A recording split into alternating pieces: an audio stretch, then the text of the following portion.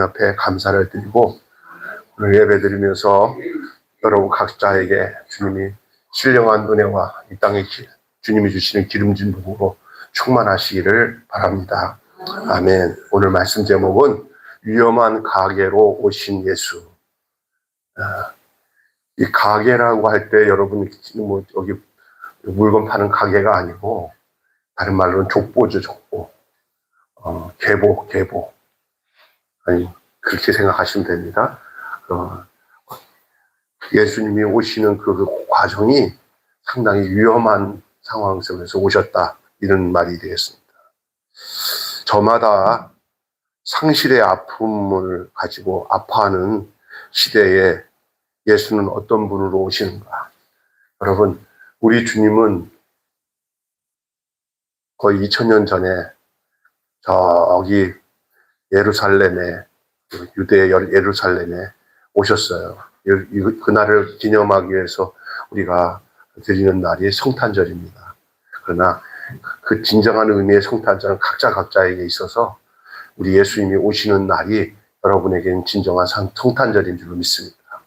예수와 상관없이 살던 사람들, 예수를 모시지 않고 제 멋대로 내 멋대로 살던 사람들이 하나님 보내신 예수님을 영접하고 그의 인생이 이제는 새로운 국면으로 이제 시작되는 그 삶이 진정한 성탄절이 아닌가 싶습니다.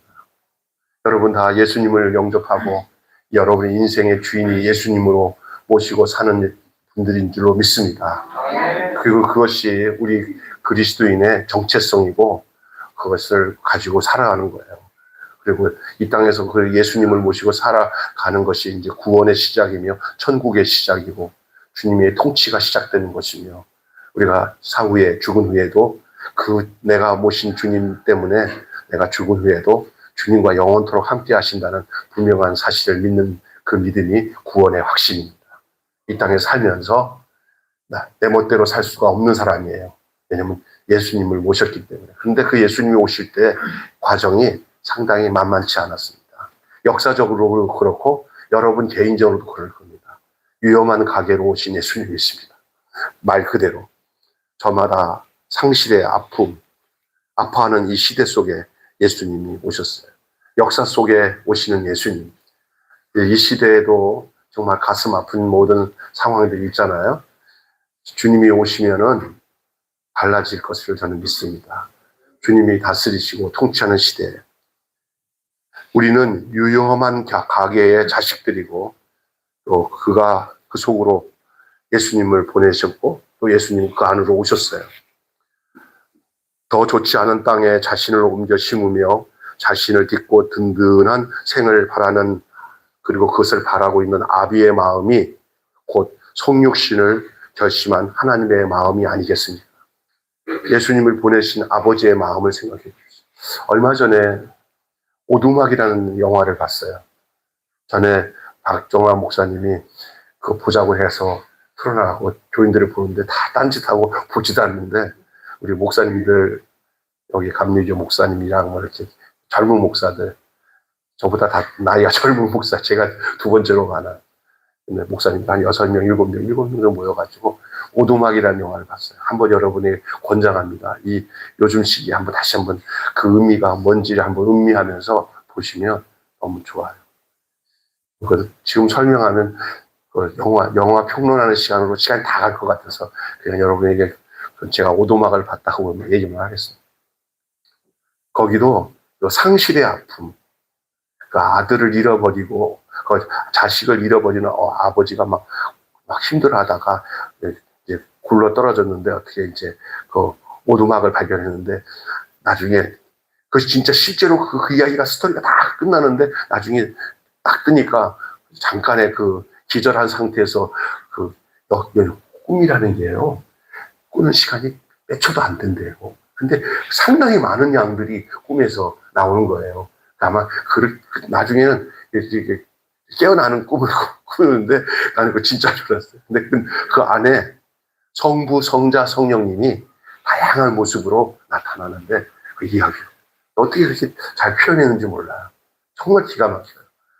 그 정말 근데 거기서 나오는 게 시작이 다 여러분 주님을 만나는 진정한 과정은 아픔과 고통을 통해서 만나요.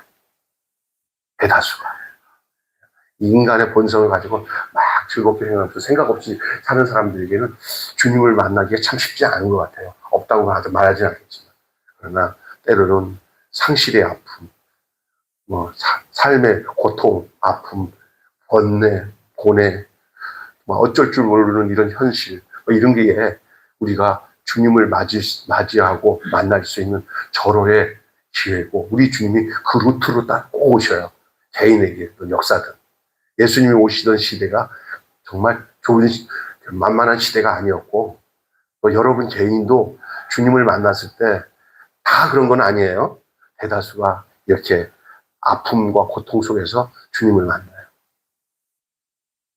그래서 저는 글쎄요, 그 고통을 경험하지 못한 사람은 누가 인생을 논하지 말라고 그러는데, 주님을 진짜 만나는 사람들이 그런 고통 속에서 만나요. 그래서 그런 것을 이렇게 다 여러분도 고통이 임해야 됩니다 하는 얘기는 아니에요.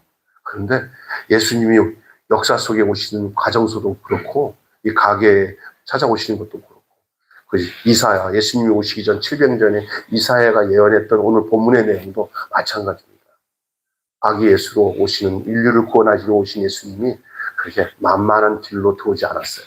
정말 숨이 까딱까딱 넘어갈 만한 환경 속에서 우리 예수님이 찾아오신 거예요.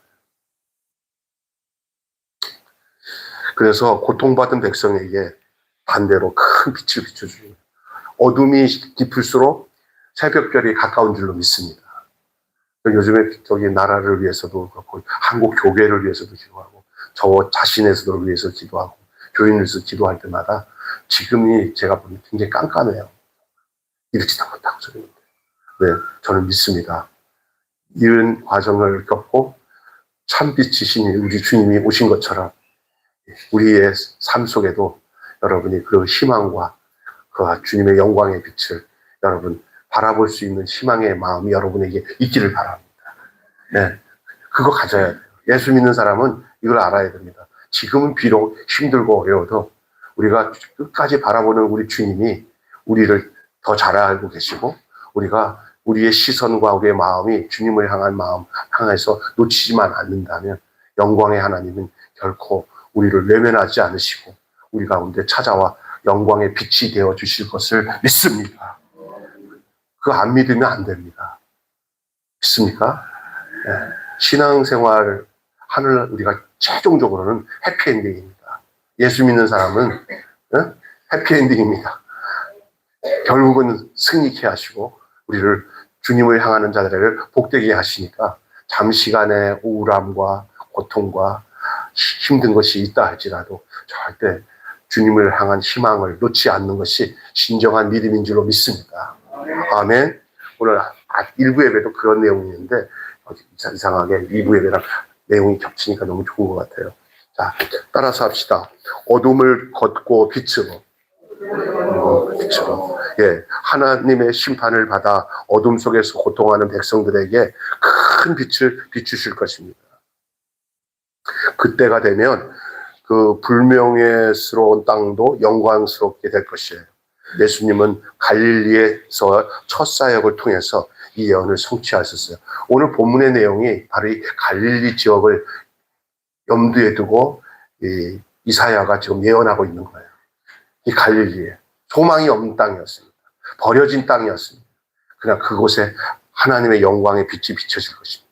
거기서 사람이 살아나는 역사가 일어나고 갈릴리에서 예수님이 사역을 시작하며 영광의 빛을 비추기 시작했다는 사실을 여러분 기억하셔야 됩니다.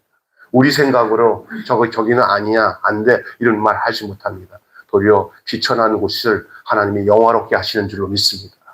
아멘. 사람들 향할 때 함부로 재단하지 마세요. 조금 부족해도 우리 주님의 은총이 비춰질 곳이라는 생각을 잊지 않고 있으면 하나님 복되게 하십니다. 여러분이 정말 영광스러운 사람이라는 것을 알고나 계셔요?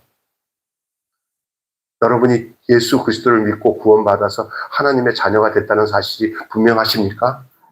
그럼 여러분이 이 세상에 어떤 누구보다 영광스러운 빛이 여러분이 임했다는 사실을 여러분 믿으셔야 됩니다. 참빛, 이 세상에 빛으로 비추신 분이 오셨는데 자기 백성은 영접지 않았으나 영접하는 자, 그 이름을 믿는 자는 하나님의 자녀가 되는 권세를 주셨으니 이는 혈통으로나 육정으로나 사람의 뜻으로 나지 않고 하나님께로부터 난 자들이다. 여러분, 인생의 가장 행복이 뭔지 아십니까? 살아계신 하나님이 나에게 진짜 하나님이 되시고 내가 그의 자녀가 되었다는 게 더 중요해요.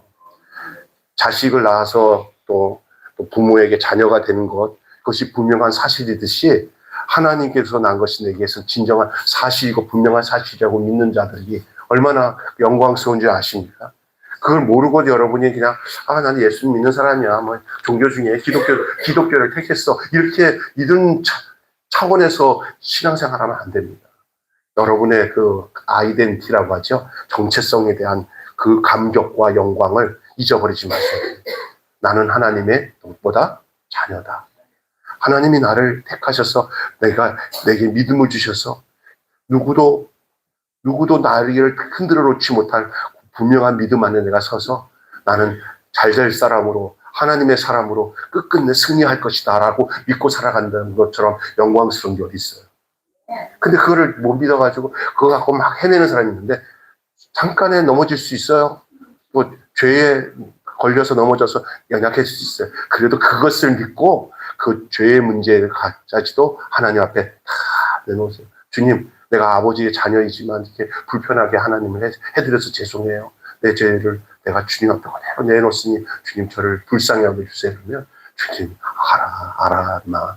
너 연약한 줄 알면서 내가 불렀어. 걱정하지 마. 그래, 네가 나를 믿고 내 죄를 다 내 앞에 내놓으니 나는 이미 너가 넘어질 줄 알고 있었는데 네가 고집으로 네 방법으로 네가 죄 문제를 해결할까 봐 걱정했는데 내가 너 죄를 해결하기 위해서 내 아들 예수님을 보내서 그 예수 안에서 너의 죄를 다 해결하니까 연약할수록 나를 의지하고 내 아들을 의지하라. 아멘.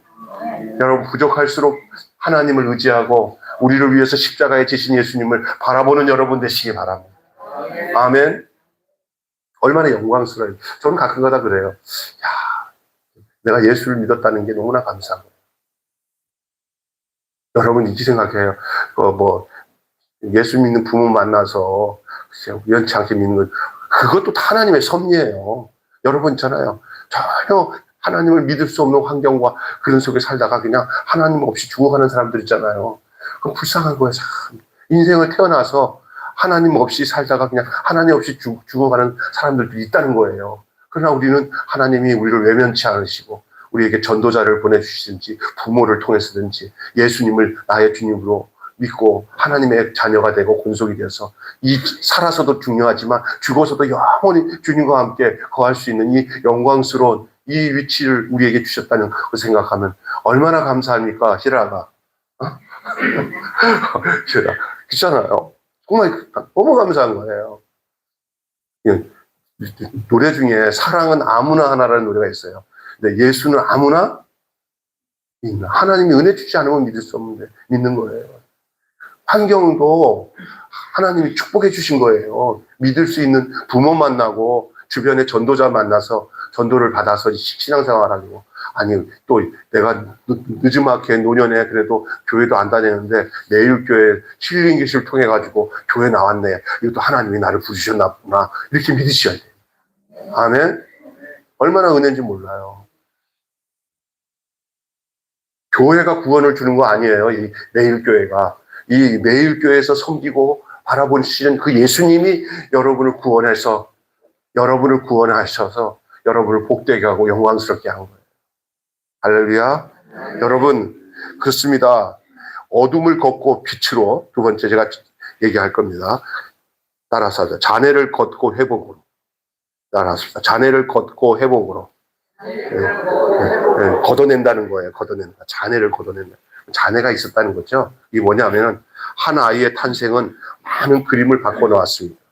주님은 이방 국가의 속박과 전쟁을 종식하고 완전한 자유와 해방을 기쁨으로 주실 것입니다. 저는 이제 지금 요즘에 대한민국을 중심으로 이 극동아시아, 이 동아시아 지역에 정말 여러분이 못 느끼죠? 엄청난 일들이 지금 진행되고 있잖아요. 어떻게 될지 모르겠어요. 일촉즉발의 일들이 진행되고 있어요. 지금 일본이 군국주의가 부활될 가능성이 높아요. 일본은 그 군대를 만들지 못하게 만들어온 게 2차 대전 끝나고 난 뒤인데 지금 미국이 중국을 견제하기 위해서 일본에게 그런 혜택을 주려고, 혜택이 아니지 나쁜 거긴 하지만 그냥 또한 중국을 견제하기 위해서는 일본을 사용해야 되니까, 그래서 지금 일본의 여자 수상이랑 중국의 그 시진핑이랑 아주 딱 맞닥뜨렸어요 지금요. 그 사이에 이제 우리나라가 껴 있어요. 그렇다고 해서 우리가 어느 쪽으로 치우치지 않아요. 정말 지혜가 필요하고 하나님을 의지하며 하나님 주시는 총명 가지고 이 나라를 진행해야 되는데, 여러분 기도 많이 하셔야 될 줄로 믿습니다. 이게 꼭 그 역사적으로 볼 때는요, 옛날 우리나라 1900년도에 그때 나라가 위태로울 때 그때랑 비슷한 막 청일 전쟁이 있었고 러일 전쟁이 있었잖아요. 지금 우리나라가 지금 그런 상황이 보여 있어요. 상당히 위험합니다. 정신 차려서 하나님 앞에 하나님 의지하고, 하나님 역사를 주관하시는 분 누굽니까? 하나님. 이런 역사도 역사지만 우리 개인도 그래요. 근데 저는 분명히 믿기는 이 나라를 하나님이 인도하시는 부분들을 여러분 부정할 수 없잖아요. 이 나라에 정말 국민들이 정말 지혜로워야 된다고 봐요. 그렇다고 해서 막 정부에 대해서 뭐 데모하고 싸우고 이러라는 게 아니에요. 우리는 하나님을 믿기 때문에, 역사에 주관하는 하나님을 믿기 때문에 우리의 안타까움과 아픔을 어떤 다른 방법보다는 하나님 앞에 신원해야 돼요. 하나님 앞에 자꾸 일러 바쳐야 돼요. 하나님, 의로운 백성들이 이렇게 고통스럽습니다 하고 하나님 앞에 알려드리는 일이, 그것이 가장 시급하고 가장 하나님이 원하시는 방법인 줄 믿습니다. 왜냐하면 사람이 하지 못할 일, 하나님은 역사의 흐름을 바꿔놔서 사람이 막 애써도 안 되는 거 하나님이 이렇게 방법을 쓰면요, 사건을 만들어 가지고라도 하나님이 해결하셔요. 여러분이 이스라엘 백성들이 바벨론으로 포로로 갔다가 70년 만에 돌아오잖아요. 이스라엘 백성 한 거 하나도 없어요. 하나님이 고레스 마음에 감동을 해가지고 이스라엘 백성들을 본국으로 다시 보내야겠다 해서 결정한 거예요. 우리나라 역사를 봐도 우리나라 독립군들이 열심히 뭐 독립운동을 하긴 했지만 그거는 아주 그건 세 발의 피해가 아무것도 아니에요. 진짜 한 것은 그 원자폭탄 2개를 그냥 나가사키와 히로시마에 터뜨리니까 그냥 천황이 그냥 손들고 항복하는 그 과정 속에 이 나라가 독립이 된 줄로 믿습니다. 누가 한 겁니까? 하나님이 하세요. 하나님이 하세요. 이 나라도 그렇고, 여러분의 삶 속에 자녀들을 향한 기도, 또 여러분의 앞날의 기도, 누가 주관하십니까? 특별히 하나님이 주관하는데 그 중에 누구를 하나님이 더 이쁘게 생각하실 것 같아요? 하나님 의지하는 사람. 절대 하나님 의지하셔야 됩니다. 사람이 되는 게 아닙니다. 오늘 우리 예배 끝나고 우리 시목란 집사님이 저 용인에 살다가 이제 여기 가까운 데로 완전히 이사 와서 이제 완전히 우리 매일교회 근처로 와서 정착해서 이제 이렇게 이사 왔다고 그걸 기념하기 위해서 혼자 기념하지 않고 교회랑 같이 기념하기 위해서 오늘 또 연말이잖아요. 송년이라. 그러니까 교회에서 우리 올해 식사도 하는데 집사님이 오늘 우리가 대접하겠다 이사 기념으로 해가지고 오늘 여기 식당 여기 잘 가는 밥심 생고기 식당에 예약을 해놨으니까 그냥 가는 사람 없이 다 남으셔야 됩니다. 할렐루야. 보니까 집사님 왜 이렇게 하려니까 우리 아들에게 하나님께서 엄청 축복을 주셔서 저는 이걸 가만히 있을 수 없어요. 얘기를 들어보니까 어렸을 때 우리 희락이 보다 더 어렸을 때 아들에게, 지금은 신앙생활 잘 안 하고 있지만 분명히 돌아와서 신앙생활 잘할 줄을 믿습니다. 그 아들이 어렸을 때 다니던 교회 세대 때 그 목사님이 그냥 시도 때도 없이 걔만 오면 안수 기도하면서 이놈은 축복받을 거라고 하면서 그렇게 축복을 했대요. 근데 그 어린 마음에 나는 축복받을 거다. 나는 시흥의 이재용이다. 그 정도로 잘 나가. 요즘에 사업하면서 잘 나간다는 사람도 없어요. 하나님이 없으로 복을 준다는 걸 본인이 알고 있어요. 이제 언젠가 이제 젊으니까 언젠가 엄마에 이어서 이 매일교회 기둥 장로가 될 줄로 믿습니다. 아멘. 여러분, 근데 그런 과정이 오기 전에, 우리 삶 속에 회복이 이루어지기 전에 우리 안에 뭐가 놓여 있는지 아세요? 잔해가 있어요. 그거 걷어내야 돼요. 잔해. 불신에 대한 잔해. 사람 성격적으로 복받을 사람들은 성격이 참 좋아. 수용적이야. 하나님 말씀에 대해서 액면 그대로 믿고 그분을 의지해. 그런데 이렇게 남 잘 되는 것도 나 잘 되는 것도 하는 사람 있잖아요. 그 사람들은 안 돼요. 순수하게 받아들여야 돼요. 그래서 저도 제가 보니까 그게 참 중요하다는 생각을 해요. 여러분, 자네를 걷어내야 돼요. 주님이 오심을 정말 환영하는 사람. 한 아이의 탄생은 막 그림이 바뀌어지잖아요. 한 아이의 탄생이. 주변 이방 국가의 속박과 전쟁을 종식하고 온전한 자유와 해방과 기쁨을 주셨습니다. 압제자들의 그 폭력과 참혹한 흔적들을 다 불살라지게 하실 것이에요.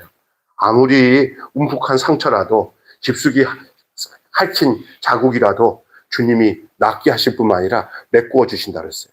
그래서 흔적 없도록 우리의 삶 속에 이렇게 아픔과 흔적이 다 깨끗이 메꾸어져서 완전한 회복이 이루어지기를 주님의 이름으로 축원합니다. 요즘에는요, 옛날 젊었을 때, 어렸을 때 잘못한 것들도 이제는 다 뒷조사해가지고 걸려가지고 어떻게 딱 잘못되면 하루아침에 그냥 평상시 앞으로 될 일을 위해서 지금이라도 잘 살아야 돼. 요즘에 그 영화배우 조진웅 보니까 정말 아버지 이름을 사용해서 이름을 조진웅이에요. 이건 조원준이에요, 이름은. 근데 고등학교 때 정말 못되게 나쁜 일을 많이 했다가 요즘 너무 잘 나가니까 누군가가 그게 억하심정으로 아마 그 옛날 그 고등학교 때 있던 것들을 막 드러냈는데 그게 숨길 수가 없어요. 숨길 수가. 아주 큰 중대 사건으로 소년원에 들어가서 생활했는데 아니 그런 게 뭐 그렇게 흔해요. 어떻게 잘 나갔을 때 어느 순간에 딱 얘기하면서 나는 이렇게 뭐 소년원도 가서 이렇게 잘못했었는데 이렇게 정말 하나님의 은혜로 회복되어졌다고 하면서 자기를 커밍아웃 하듯이 드러냈으면 이렇지 않잖아요. 끝까지 숨기고 하다가 더 큰일 당했어 지금. 여러분 어떤 날 우리가 살아가면서 우리의 앞에 놓여진 잔해를 그냥 치우는 것을 너무나 부담스러워하지 마시고 오픈해서 깨끗이 정리할 수 있는 은혜가 있기를 바랍니다. 뒤에 그리스도를 모신 사람들에게 나타난 특징이 뭔지 아세요? 과거에 얼룩지고 잘못된 것들을 끌어안고 남에게 숨기고 자기에게 숨기는 일을 안 합니다. 깨끗하게 정리합니다.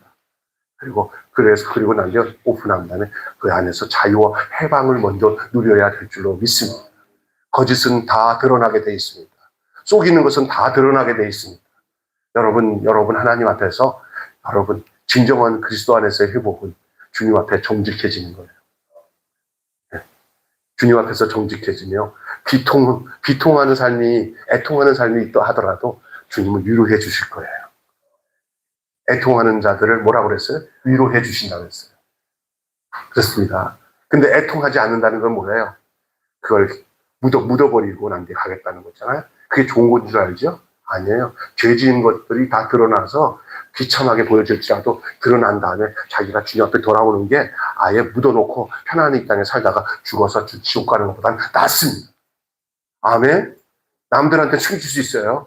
그러나 도리어 그것이 드러남으로 인해서 그 잔해가 드러남으로써 온전한 회복으로 가는 길이 올바른 거예요. 요즘에 얼마나 웃기는 게 많은지 몰라요. 그건 여러분이 정말 중요한 것입니다. 우리는 이런 내용을 얘기하면은 좀 숨기고 싶은 사람들은 이렇게 싫어할 수도 있어요. 싫어할 필요 없어요. 맑아야 돼요. 맑은 영혼이 됩시다. 네? 주님 앞에 먼저. 네? 어떤 사람은 정말 그냥 주님 요번에 그 얘기를 들어보니까 그 옛날 94년도인가 누가 그 사건을 가지고 그 사설 비슷하게 컬럼 비슷하게 쓴 내용에 뭐라고 얘기하면은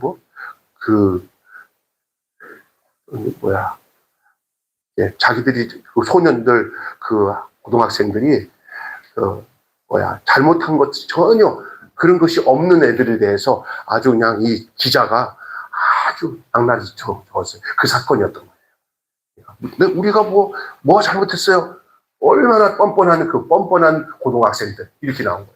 그러니까 더 한 거예요, 지금. 여러분, 우리의 잘못들을 하나님 앞에 애통하면서 내어놓고 그것을 잘못한 것이라도 기억을 소환해가지고 하나님 앞에 다 내놓고 난 뒤에 시작해야, 그리고 난 뒤에 주님한테 부르짖고 호소하는 것들은 우리 하나님이 다 들으셔요. 그때 진정한 평화와 주 안에서의 회복이 일어나게 되는 줄로 믿습니다. 자, 잔해를 걷고 회복으로, 마지막으로는 탐욕을 걷고 열심으로. 여러분, 하나님의 선물로 주신 이 아이, 하나이, 예수 그리스도를 통해서 온 세계를 공평과 정의로 다스릴 것입니다. 다윗의 후손으로 오신 예수 그리스도를 통해 나라를 굳게 세우실 것입니다. 거쳐가는 왕들의 탐욕과 야욕을 걷어내고 만군의 하나님의 열심히 모든 일을 이루시겠다는 것이 오늘 본문의 내용이에요. 그리스도 예수만이 우리의 완전한 왕입니다. 이 나라가 많은 사람들이 통치자, 아니 우리도 개인적으로는 내가 왕이라고 생각하지만 여러분의 왕권을 내려놓으세요. 가정에도 어떤 사람이 그 가정에서 왕권을, 인간적인 왕권을 행사하잖아요. 그 가정 무너져요. 고스란히 내려와서 예수를 가정의 왕으로, 교회의 왕도 어떤 왕권을 사람에게 주면 안 돼요. 그리스도가 우리의 왕이 되셔야 돼요. 아멘. 또한 나라도 마찬가지예요. 온 백성을 향한 하나님의 자비와 사랑이 왕권으로 임해져서 그리스도가 다스리는 나라가 될 때 서로가 뭐예요? 인간적인 굴림하고 지배하던 세력들이 사라지고 도리어 그 섬김을 통해서, 사랑을 통해서 세워나가는 아름다운 나라가 될 줄로 믿습니다. 교회도 그렇습니다. 교회가 타락하면요, 적방으로 나타나는 게 나라의 변질입니다. 이 나라에 여러 어렵다고 해서 막 교회가 이 세상을 향해서 막 소리치면서 너희들 잘못했다고 얘기하기 전에 우리 교회가 바로 돼 있냐 생각할 때 도리어 걱정거리가 교회거든요. 우리가 온전치 못한 상태에서 소리를 지르면 우습다고 생각해요. 지금 그런 상황 속에서 이 교회가 세상을 바꿀 수 없는 상황에 놓여 있기 때문에 우리부터 먼저 갱신이 되어지고, 우리부터 개혁이 되어지고, 우리부터 정말 새로워지는 일들이 이루어지도록 먼저 우리가 자성해야 될 때가 오늘날 이때인 줄로 믿습니다. 제가 이런 얘기하면은 또 어떤 사람들 그래요. 그러면 그거 가만 두고 보라는 거야? 우리가 아무리 해도 씨알이 안 먹힌다니까요. 도리어 더 걱정거리예요. 이런 상황에서 우리가 어떻게 해야 되냐? 우리가 철저하게 주님 앞에서 우리부터 우리 안에 가지고 있는 탐욕이 있다면 우리 안에 있는 탐욕부터 먼저 내려놔야 됩니다. 우리 안에 있는 탐욕이 뭔지를 내려놔야 됩니다. 걷어내야 됩니다. 하나님의 열심이 이 모든 것을 이루도록 우리의 탐욕을 내려놔야 돼요. 결론 맺고 마치겠습니다. 주님이 주신 희망 예고는 헛된 희망도, 희망 고문도 아닙니다. 오히려 건실하게 이루어낼 종국에 성취될, 이미 성취를 경험하고 있는 희망이 아니겠습니까? 여러분, 이미 그 희망은 이미 와 있어요. 왜 그러냐? 내가 왕이 되겠다거나 내 욕망과 야망을 위해서 살겠다고 이미 포기하고 그분을 나의 주로 영접한 사람들이 바로 여러분과 저기 때문에 그렇습니다. 이미 주님이 너희를 다스리겠다고 하기 전에 이미 주님이 와서 다스리고 있어요. 우리가 괜히 지금 자꾸만 이렇게 주님과 자꾸 엉까고 먹으려고 그러지, 엉까 먹으려고 그런다 그러잖아요. 그렇지, 필요 없어요. 이미 주님이 우리를 다스리고 있는데 우리가 인정만 하면 돼요. 주님, 오늘도 주님이 저를 통치해 주심을 믿습니다.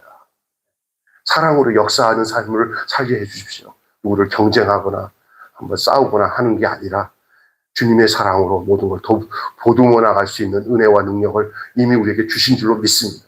너희는 세상의 빛이라, 너희는 세상의 소금이라고 그랬지, 소금이 되어라, 빛이 되어라 하지 않았어요. 이미 소금이다, 이미 빛이다 그랬어요. 그럼 뭐로 살면 돼요? 소금으로 살고 빛으로 살면 돼요. 근데 소금이 되게 해주세요, 빛이 되게 해주세요. 언제까지 그렇게 할래요? 누가 그러잖아요. 좀 우리가 더 많은 말씀과 은혜를 깨달은 다음에 실천하겠어요? 아닙니다. 신앙생활은 실천하는 데서부터 만들어지는 겁니다. 아멘. 어떤 분은 그러더라고요. 우리가요, 지금 계속 공부할 때예요. 배워야 할 때예요. 나중에 어느 때가 되면 그때부터 일할게요. 아닙니다. 신앙생활은 지식으로부터 출발되는 게 아니라 그 말씀에 순종할 때 진짜 참 지식이 오는 거예요. 이게 바로 경험된 지식이 참 지식이에요. 기노스코라고 그래요. 기노스코. 그걸 동침한다. 알게 된다. 이 알다는 것은 뭐예요? 우리가 말하는 어떤 것이 농도가 채워지면 그때부터 한다가 아니에요. 예수 믿은 즉시부터 어떤 사람은 좀 더 믿음이 생긴 다음에 전도하겠다. 아니에요. 예수를 믿었다면 그때부터 바로 전도해야 돼요. 나중에 좀 더 은혜가 되면 그때부터 순종하고 기도하겠습니다. 아니에요. 그냥 하나님의 명령이 임한 데부터 그대로 바로 시작해야 되는 것이죠. 그렇습니다. 주님이 주신 그 희망 예고는 다시 얘기합니다. 헛된 희망 고문도 아닙니다. 네? 이미 성취를 경험하고 있는 희망입니다. 그래서 유민이 되어서 떠도는 그런 성민에서 이제 우리가 어떻게 되냐? 주님은 우리를 유민이 아닌 성민으로 거룩한 민족으로 유랑하는 민족이 아니라 거룩한 민족으로 우리를 삼아주시고 이 위험한 가계의 아비고 위태로운 나라의 왕이 되게 해주신 거예요. 여러분, 저희들이 이 위험한 나라의 가계의 아비, 이 뭐예요? 우리를 통해서 수많은 영혼들이 위태롭지만 우리 아버지의 가신 길 우리도 갈 수 있어. 할 수 있는 이정표의 삶을 살도록 우리를 인도하신다는 거예요. 있습니까? 어떤 사람은 신앙생활을 나 하나 그냥 신앙생활하는 거 끝나는 줄 알죠? 절대 그렇지 않아요. 누군가가 또 나의 뒤를 닮아보면서 그 믿음을 보고 다 따라가는 거예요. 그게 아비예요. 아비는 뭐 자식이 딸린 사람들에게 붙여지는 명명이 아비예요. 여러분이 그냥 계속 자식의 영으로 살아가겠습니까? 하나님 우리 다음 세대를 향해서 아비의 영을 가지고 우리의 삶을 살아가는 모습을 보여드리게 하기 위해서 우리를 부르셨다는 사실을 여러분 인식하시기를 바랍니다. 아멘. 그렇습니다. 그래서 오늘 마지막 부분 얘기하고 마치게 돼요. 이 위태로운 나라에 우리를 왕으로 삼아주셨어요. 너희는 왕 같은 제사장이요. 하나님의 거룩한 백성이요. 주님이 우리에게 왕이 되시면 우리는 이 위태로운 나라의 그 왕권을 행사할 수 있는 자로서 하나님은 우리를 부르시고 택하셔서 행하시는 것입니다. 한마디로 여기 보십시다. 마지막 목사님 올려주세요. 오늘 전체 말씀이 이겁니다. 성탄을 맞이하는 우리 12월 첫 주에 이 주제 한마디만 여러분 마음에다 새겨주셨으면 좋겠어요. 시작. 예수님은 고통과 상실의 시대에 빛과 회복을 가져오셨습니다. 아멘. 지금 사실 소상공인들, 또 직장인들, 30, 40대 가장들 삶이 정말 어렵습니다. 이번에 구청에서 하는 이게 모임에 저보고 기도 제목을 강서구의 소외된 가정과 어려움 당한 소상공을 위한 기도라는 제목을 줘가지고 제가 대표기를 그걸 했는데 기도하다가 눈물이 나서 죽을 뻔했습니다. 그 사람들 생각하면서 너무너무 어려워요. 이런 사회 속에서 그 경제적인 문제 갖고 해결을 잠시 할 수 있지만 그것은 안 됩니다. 그 모든 해결은 바로 우리 안에 계신 예수 그리스도로 가능한 거예요. 그래서 예수님은 고통과 상실의 시대에 빛과 회복을 가져오셨습니다. 다시 얘기합니다. 시작. 예수님은 고통과 상실의 시대에 빛과 회복을 가져오셨습니다. 어느 시대나 우리 예수님은 그렇게 하셨고요. 지금 시대도 동일합니다. 또 앞으로 올 시대도 동일합니다. 우리 예수님은 고통과 상실의 시대에 빛과 회복을 가져오셨습니다. 기도하겠습니다. 오늘 이사야의 말씀을 통해서 위험한 가게에 오신 예수님이라는 말씀으로 은혜를 나누게 하심을 감사합니다. 우리 예수님은 고통과 상실의 시대에 빛과 회복을 가져다 주셨습니다. 그 이사야 시대에 그 예언적인 말씀을 전하는 시대에도 바로 그랬고 예수님이 초림하시던 그 베들레헴, 예루살렘 그 시대, 그 헤롯이 다시든 그 시대도 그렇고 그리고 역사 속에 초대교회 또 교부들의 시대와 또한 근대와 현세까지 이르기까지의 모든 역사 속에서 예수님을 우리의 주님으로, 우리의 왕으로 모신 모든 사람들에게 향해서 동일하게 우리 예수님은 고통과 상실의 시대에 빛과 회복을